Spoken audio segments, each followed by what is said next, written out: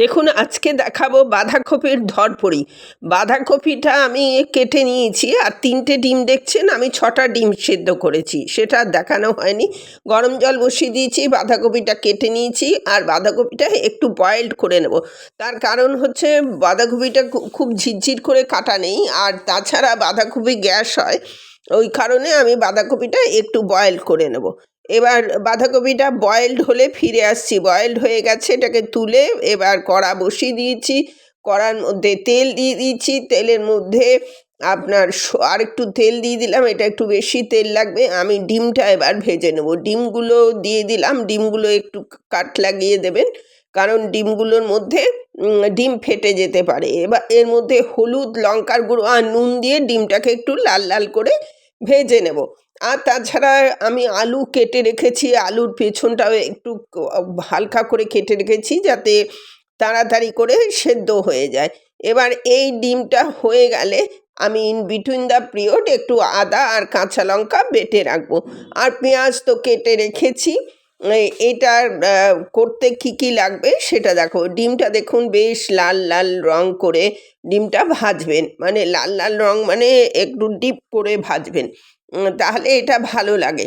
এবার এই ডিমগুলো হয়ে গেছে, ডিমটা তুলে নেওয়ার পরে আমি যে আলু কেটে রেখেছি ওই তেলের মধ্যেই একটু তেল যদি লাগে তেল দিয়ে দেবেন।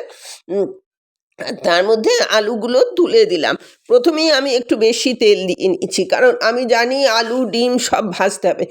আলুটাও এরকম একটু লাল লাল করে ডিপ করে ভেজে নেব।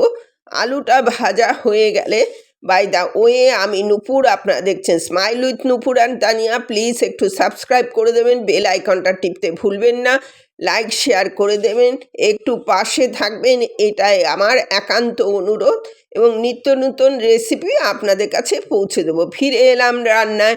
এবার এর মধ্যে আমি ওই তেলেই লঙ্কা ফোড়ন দেব, শুকনো লঙ্কা, আর একটা শুকনো লঙ্কা দিয়েছি ফাটিয়ে, সর্ষে দেবো, আর কিছু কারি পাতা দেবো, দিয়ে এটাকে একটু নেড়ে যে পেঁয়াজটা কেটে রেখেছিলাম পেঁয়াজটা দিলাম। এবার পেঁয়াজটা দেওয়ার পরে এইটাকে একটু ভালো করে ভাজা টাজা হয়ে গেলে পরে ওই যে আদাটাকে বেটে রেখেছিলাম, আদার কাঁচা লঙ্কা, সেটা আমি ওর মধ্যে দিয়ে দেবো। এটা দিয়ে আমি নাড়তে থাকবো। দেখুন পেঁয়াজটা প্রায় হয়ে এসছে, এবার ওই আদা আর কাঁচা লঙ্কাটা আমি এর মধ্যে দিয়ে দিলাম। আর আপনি এর মধ্যে টমেটো দিতে পারেন, নাও দিতে পারেন, এই সময় টমেটোটা দিয়ে দেবেন, আমি একটু পরে দিয়েছিলাম। এর মধ্যে অ্যাকচুয়াল হচ্ছে এটা পুরনো রান্না, কিন্তু টমেটোটা ছিল না, আমি এটা নতুন সংযোজন করেছি। এর মধ্যে বেসিক মশলা দিয়ে দিলাম, যেমন ধরুন লঙ্কার গুঁড়ো, হলুদ, নুন আর জিরে গুঁড়ো, আর সেই সাথে একসাথে টমেটোটা একটু 2 মিনিট দেরি হয়েছে ওইভাবে দিয়ে দিলাম।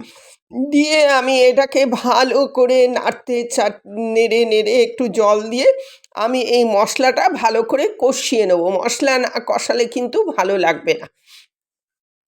এবার এটা প্রাচীন রান্না তো, কিন্তু এরকম নামটা একটু গুকবুক ধরপড়ি, সেটা শুনলে একটুখানি অবাক হবেন। যাই হোক, এটার নাম কিন্তু এটাই। এবার আপনার এই যে আলুগুলো তো একটু সিদ্ধ হওয়া দরকার, আমি ঠিক এই সময় আলুগুলো দিয়ে দিয়েছি, আমি আর কপি দিয়ে আলু দিইনি, আগেই আলুটা দিয়ে দিয়েছি, কারণ কপিটা তো সেদ্ধ করাই আছে। এর মধ্যে নুন মিষ্টি যথারীতি দিয়ে দিচ্ছি, দিয়ে আবার একটু কষিয়ে আমি এবার বাঁধাকপিটা একটু চটকে চটকে এর মধ্যে দিয়ে দেবো। বাঁধাকপিটা এইভাবে আমি একটু বয়েল করেছিলাম, দেখলেনই তো, তাই বাঁধাকপিটা দিয়ে দিলাম। বাঁধাকপি দিয়ে এই মশলাটা দিয়ে পুরোপুরি আমি ভালো করে কষাবো। কষিয়ে আপনার এর মধ্যে তো নুন মিষ্টি সব অলরেডি পড়ে গেছে, এবার কষানোর পালা। দেখুন ভালো করে এটাকে কষাচ্ছি, কষাতে কষাতে দেখবেন এর জলটাও কমে যাবে, এবং বেশ আলুটা সিদ্ধ হয়ে যাবে, এবং মশলাটাও ওর মধ্যে অ্যাবসর্ব হয়ে যাবে। এবার এই সমস্ত কিছু করার পরে হয়ে গেছে, তখন আমি ডিমগুলো দিয়ে দিলাম। এবার ডিমটা দিয়ে আমি আবার নাড়াচাড়া করব। আলুটাও প্রায় সেদ্ধ হয়ে এসছে। এবার আপনার ডিম, আলু আর বাঁধাকপি এইগুলো দিয়ে সব কষাতে শুরু করলাম। কষাতে কষাতে এবার আপনার দুটো কাঁচা লঙ্কা আমি একটু কেটে দিয়ে দিয়েছি, ফেলে মানে ফাটিয়ে দিয়ে দিয়েছি।